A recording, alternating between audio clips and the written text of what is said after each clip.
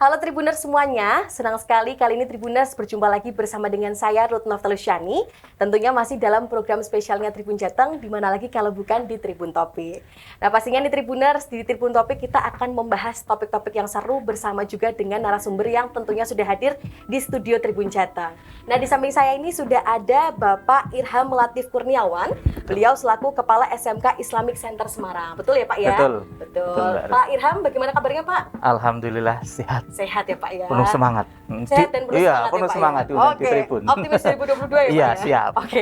Bapak mungkin boleh sebelumnya menyapa-nyapa Tribuners terlebih dahulu Pak. Terima kasih Mbak Ruth. Assalamualaikum, selamat pagi semuanya. Salam sejahtera untuk kita. Pagi ini kita awali dengan penuh semangat, tetap optimis, Indonesia maju, begitu sajalah. Gitu aja.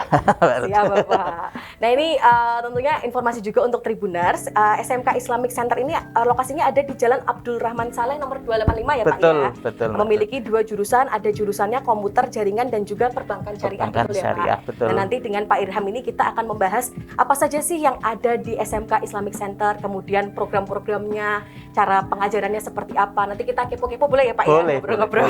Apa saja boleh. Bapak mungkin supaya lebih nyaman ngobrolnya boleh lepas masker ya Pak, izin ya Pak ya? Boleh. Oke, nah ini untuk informasi juga Tribuners pastinya ini sudah aman, insya Allah kemudian juga sudah vaksin juga ya Pak sudah ya? Vaksin. Sudah sampai vaksin. Poster. Sampai poster juga ini, Poster. Dan menerapkan jaga jarak juga insya Allah aman. Oke, nah Bapak untuk mengawali obrolan pada pagi hari ini Bapak mungkin boleh diceritakan ke Tribuners semuanya seperti apa sih Pak sebenarnya sistem pengajaran untuk di SMK Islamic Center sendiri? Iya, terima kasih Mbak Ruth. Jadi kalau kita bercerita pembelajaran seperti apa yang dilaksanakan sekarang, itu tentunya karena saat ini pandemi belum berakhir, pasti ada modifikasi semacam revolusi cara belajar anak-anak.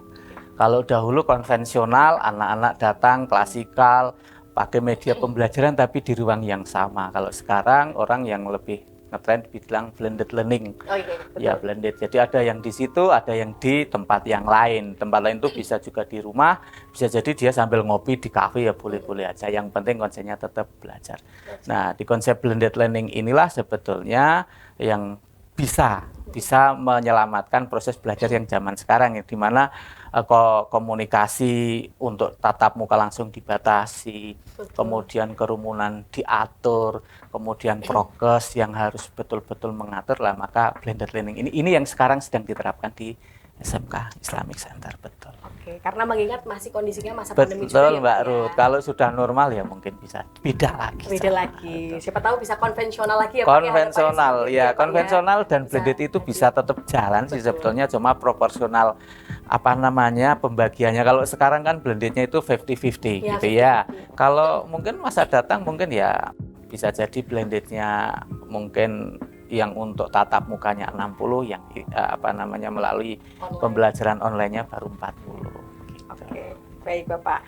Nah Bapak, ini dengan tentunya tadi sudah dijelaskan Pak Irham juga ya Pak, berlakunya pembelajaran sekolah selama online kan pandemi ya Pak. Betul. Nah berpengaruh nggak sih Pak sebenarnya dengan kemampuan ataupun nilai-nilai dari para siswa sendiri? Kalau di tempat kita, atau di tempat kami itu kan SMK ya. Jadi tingkatannya SMK. Kalau di tingkat umum orang menyebutnya biasanya Pak Mas Menteri gitu, atau pejabat di dinas menyebutnya lost learning. Kalau kami di SMK Islamic Center lebih sering menyebutnya lost kompetensi gitu. Jadi pasti ada kompetensi yang hilang dari proses situasi belajar semacam ini, karena apalagi kalau di SMK itu butuh yang namanya pembelajaran praktik. Nah, praktik itu bagaimanapun juga masih belum bisa seluruhnya diwakili oleh sistem digital. Contoh di tempat kami yang kami alami, kami punya misalnya simulator digital atau tutorial-tutorial tentang bagaimana anak-anak itu untuk praktek pembelajaran. Sesuai misalnya kalau TKJ bagaimana ya mengatur, merancang sebuah gedung dengan sistem jaringan yang bagus, dengan network, dengan access point, dengan model-model server dan sebagainya. Tetapi ketika itu didapatkan melalui tutorial dan simulator, begitu ketemu dengan alat yang aslinya, nah ini PR-nya pasti tidak maksimal, beda. Nah itulah yang kami sebut loss kompetensi, karena faktor jarangnya praktek, karena kesulitan kita adalah tidak bisa menghadirkan siswa tiap hari. Itu yang pasti terjadi, Mbak Ruth. Nah, tentang nilai, nah sama hal-hal yang bersifat tidak praktek pun, misalnya pengetahuan atau ilmu-ilmu yang bersifat pengetahuan, apakah berpengaruh karena apa? Motivasi belajar anak ketika ketemu dengan guru beda. Nah, ini yang kami alami. Jadi anak-anak lebih cenderung ketika tidak bertemu langsung dengan guru, motivasinya juga rendah. Yang lebih sulit lagi menciptakan situasi belajar, Mbak Ruth. Ya, ketika di kelas, di sekolahan, itu ketemu dengan situasi yang sama. 32 anak di ruang sama, dengan situasi sama. Ketika anak-anak itu ada yang di rumah itu kan kita nggak tahu, nggak bisa lah kita mengkondisikan orang tua, oh harus kayak gini ruangan belajarnya, nggak bisa. Nah, ada lagi yang misalnya, oh dia harus membantu orang lain, akhirnya konsentrasinya nggak 100%, nggak maksimalnya di situ. Oke, pastinya tetap ada perbedaannya sendiri tadi ya Pak ya, dibandingkan dengan mungkin yang pembelajarannya full di sekolah tadi. Betul. Mungkin materinya juga sampai, prakteknya juga dapat gitu ya Pak ya. Ada bedanya, pasti ada bedanya. Okay. Tapi ya itu yang harus kita terima, karena situasi ini kan bukan situasi yang kita rancang, kita rencanakan. Ini betul. Situasi kedaruratan internasional, bahkan dunia sedang darurat, begitu Mbak Ruth. Oke, tapi triknya tadi dengan tentunya tetap memberikan materi-materi yang sesuai ya pasti ya Pak ya. Meskipun mungkin pembelajarannya terbatas hanya secara online saja. Supportnya tetap jalan terus ya Pak ya untuk ini. Oke, seperti itu Tribuners. Nah Bapak, mungkin ini menyangkut dengan topik PPDB Pak, atau penerimaan peserta didik baru. Nah, terkait dengan PPDB ini persiapannya sudah seperti apa Pak? Mungkin kalau di SMK Islamic Center sendiri. Terima kasih Mbak Ruth. Kalau kami karena pendidikan swasta, artinya sekolah swasta itu memang diatur oleh dinas pendidikan juga, tetapi juga kami lebih diberi otonomi yang lebih luas daripada SMK negeri yang misalnya terjadwalnya kapan mulai PPDB.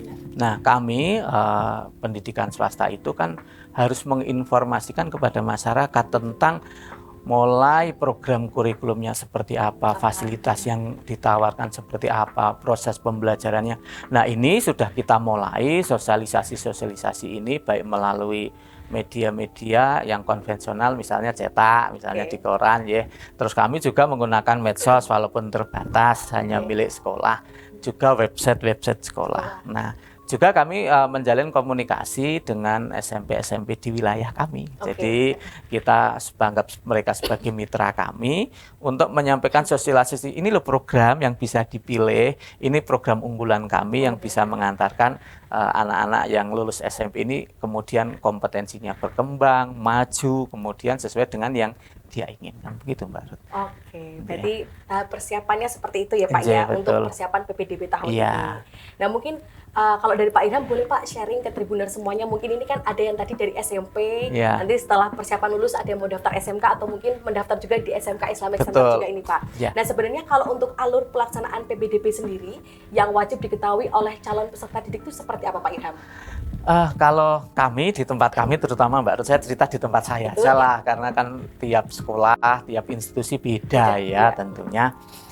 Di tempat kami itu menerapkan PPDB dengan dua cara, yang satu online, yang satunya konvensional gitu ya. Yang online dulu, jadi ketika mereka mau online itu di website kami, di sekolah kami itu sudah disediakan di situ, orang bisa scan QR code atau bisa juga melalui link yang kita siapkan. Di situ anak-anak bisa begitu klik, nanti bisa ada formulirnya, kemudian ada konfirmasi pembayarannya, jadi transfer melalui bank. Setelah itu kemudian berarti di approval, dia sudah diterima, nanti tinggal datang untuk mengambil paket seragam. Karena seragam ini kan namanya sekolah, tidak kayak kampus yang bebas, tidak, masih tetap ada seragam. Nah setelah itu juga resmi masuk ke jurnal bahwa itu sudah menjadi siswa SMK Islamic Center. Itu yang by online. Kalau by konvensional sama dengan yang dulu, para calon pendaftar ini datanglah ke tempat kami, ke sekolah, nanti akan dilayani oleh para petugas yang sudah disiapkan, mulai dari meminta informasi, mengisi formulir, kemudian pembayarannya pun boleh atau memang harus melalui bank juga. Oke. Cuma di tempat kami itu kebetulan bekerja sama dengan Bank Jateng Syariah. Ini mohon maaf kalau ini menyebut Bank Jateng Syariah karena memang di situ ada kantor kas Bank Jateng Syariah yang itu di depan sekolahan. Jadi kalau orang daftar ya sudah bayarnya ke situ, balik lagi gitu.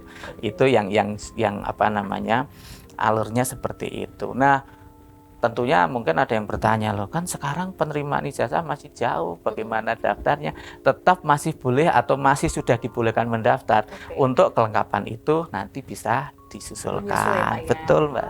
Betul. Ini informasi baru nih Tribuners, berarti walaupun mungkin masa kelulusannya masih jauh ya Pak Betul, ya. betul. Yang penting masih bisa untuk mendaftar dulu, nanti syarat-syarat lainnya itu menyusul Betul, itu, betul, Pak ya. betul. Berarti untuk PPDB sendiri di SMK Islamic Center ini ada 2 cara ya Pak ya. Iya. Tadi baik secara online ataupun konvensional datang ke sekolah. gitu Betul, ya. betul. Tinggal nih Tribuners saja nih, misalnya ada yang mau mendaftar adiknya atau mungkin Tribuners sendiri yang menyaksikan ada yang mau mendaftar di SMK Islamic Center ya Pak Betul, ya. iya. Tinggal pilih mau secara online atau datang langsung ke sekolah, ya Pak ya. Betul. Mungkin kalau masih masa pandemi dari rumah secara online tadi Iya, ya Pak ya, betul, pendaftarannya. betul. Oke, nah untuk pendaftaran PPDB sendiri ini mulainya sejak kapan Pak Irham? Kemudian ada syarat apa saja Kak Pak? Kalau kami sudah mulai sejak per Januari kemarin tahun juga. 2022 itu sudah kita mulai untuk menerima. Nah kemudian syarat awal yang kalau secara administratif ya tentunya harus mengisi formulir, entah itu online ataukah dengan yang konvensional tadi. Oke. Nah setelah itu formulir sementara dilengkapi dengan fotokopi akte, KK. Kemudian yang paling penting nih Mbak Ruth, kami sangat istilahnya mengapresiasi anak-anak berprestasi. Oke. Kalau memang anak itu berprestasi, sertakan bukti prestasinya itu, entah itu piagam, entah itu sertifikat, entah itu pengakuan dari mungkin dari siapapun. Nah, karena kami akan satu kegunaan bagi kami memberikan biaya potongan biaya sebagai apresiasi kami terhadap anak-anak berprestasi itu begitu. Yang kedua juga untuk pembinaan potensi bakat minatnya ketika di SMK Islamic Center itu yang kaitannya pendataan. Yang kedua kami pun juga mengapresiasi kebetulan karena sekolah kita ini basisnya Islam karena nama Islamik itu, maka kami pun mengapresiasi bagi siapapun yang hafal 30 juz Al-Quran itu all in 3 tahun nggak pernah akan dimintai biaya apapun sampai lulus ya, Pak, sampai ya? lulus apapun biayanya nggak akan biasa. pernah diminta. Oke. Itu sebagai penghargaan bagi yang hafal 30 juz. Bagaimana dengan yang hafalnya tidak sampai 30 juz, tetap akan kami berikan apresiasi juga, betul. Nah, luar biasa, Pak. sama juga kalau misalnya prestasinya nasional nih, apa internasional, apakah sama? Sama, kami akan memperlakukan istimewa karena kami menghargai mereka-mereka yang sudah punya potensi, punya kemampuan, ya punya kejuaraan yang patut untuk diakui begitu Mbak Ruth. Luar biasa Pak. Iya. Bisa jadi panutan juga pastinya mungkin untuk sekolah-sekolah lain juga ya Pak ya pastinya. Ya, Dan harapannya ini seperti pasti menarik itu. sekali juga untuk Iya. Tribuners yang menyaksikan Pak, mungkin yang punya prestasi. Betul. Kalau misalkan mendaftar di SMK Islamic Center, Center. akan sangat-sangat diapresiasi pastinya ya Pak Betul, ya. iya. Oke, jadi untuk syaratnya seperti itu tadi Tribuners yang sudah dijelaskan oleh Pak Irham, pendaftarannya pun sudah buka ya Pak Sudah ya dari mulai. Januari. Jadi Sudah mungkin mulai. ayo segera kalau misalkan ada yang mau mendaftar langsung aja ya Pak. Iya. Sertakan mungkin tadi kalau ada piagam, ijazah atau sertifikat ya Pak ya. Sertifikat penghargaan kejuaraan, ya, betul. Dipersilahkan banget nih. Wah, luar biasa Betul. sekali Pak. Oke, nah Bapak mungkin terkait dengan pesan untuk Tribuners sih Pak, yang mungkin tahun ini ada yang mau mendaftar SMK seperti apa Pak? Atau mungkin yang mau mendaftar di SMK Islamic Center juga nanti Pak? Oke, terima kasih Mbak Ruth. Pesan kami untuk anak-anak yang baru saja nanti atau yang sedang menempuh di kelas 9 SMP, MTS atau yang lain. Tentunya pilihlah sekolah yang betul-betul mampu mengantarkan kalian berkembang secara kompetensinya, berkembang pengetahuannya. Nah, salah satunya SMK Islamic Center. Di tempat kami baik kurikulumnya, baik sistem belajarnya sudah dirancang memang untuk mengembangkan potensi, mengembangkan kompetensi paripurna. Artinya bukan hanya dari sisi pengetahuan saja, tapi juga dari sisi religiusnya juga dikembangkan, dibiasakan. Karena sebetulnya kalau sisi religius mungkin pemahamannya sudah paham, tapi pembiasaannya yang tidak terlalu sering. Nah, di tempat kami ada itu kelebihannya. Jadi ada sisi religius, ada sisi pengetahuan yang relatif tidak ketinggalan atau bahkan up to date. Misalnya kami, misalnya untuk TKJ saja, kami punya kelas industri yang bekerja sama dengan PT Telkom Indonesia yang baik kurikulumnya, peralatannya, sistemnya juga disupport oleh PT Telkom Indonesia. Itu contohnya. Nah, sedangkan yang di jurusan perbankan syariah, banyak bank-bank yang sudah bekerja sama dengan kami sebagai tempat anak-anak ini baik pertama magang ya, yang kedua juga kaitannya dengan mengembangkan kompetensi dan kurikulumnya. Jadi pilihlah yang bisa mengembangkan potensi kalian. Ini yang pertama. Yang kedua, pilihlah sekolah itu yang bisa juga memberi pengalaman hidup yang banyak. Nah, SMK itulah yang salah satunya yang membedakan dengan sekolah yang lain, yang sekolah umum yang non SMK adalah di situ ada pendidikan keterampilan hidup yang itu yang paling sederhana dibangun melalui proses dia belajar magang di tempat industri. Begitu, Mbak. Oke, baik Bapak. Berarti garis besarnya memang harus yang sesuai tadi bakatnya seperti Betul. apa, minatnya seperti apa ya Pak ya. Harapannya pun sekolah yang dipilih pun bisa mendukung untuk mimpi-mimpi atau mungkin cita-cita teman-teman semuanya ya Pak betul, ya. Seperti betul. itu. Oke, baik Bapak. Nah Bapak mungkin ini kan juga sebentar lagi ini masa-masa sudah ujian ya Pak ya. Nanti kan ada yang namanya kenaikan kelas atau mungkin kelulusan juga ya Pak ya, masa-masa mendekati ujian nih. Nah mungkin dari Pak Irham ada tips-tips kah Pak untuk para siswa supaya bisa mendapatkan nilai yang terbaik, utamanya mungkin di masa-masa ujian ini? Terima kasih Mbak Ruth. Jadi anak-anakku dimanapun yang sedang belajar baik di kelas mau kalau SMP mau kelas 7, 8, 9 atau kalau di tingkat SMA, SMK ya kelas 10, 11, 12. Situasi belajar saat ini karena situasi pandemi itu yang paling pokok adalah menuntut kemandirian dan tanggung jawab belajar kalian. Yang pertama adalah ikuti proses pembelajaran yang diselenggarakan baik secara konvensional yang PTM terbatas maupun dengan yang online atau PJJ itu dengan maksimal.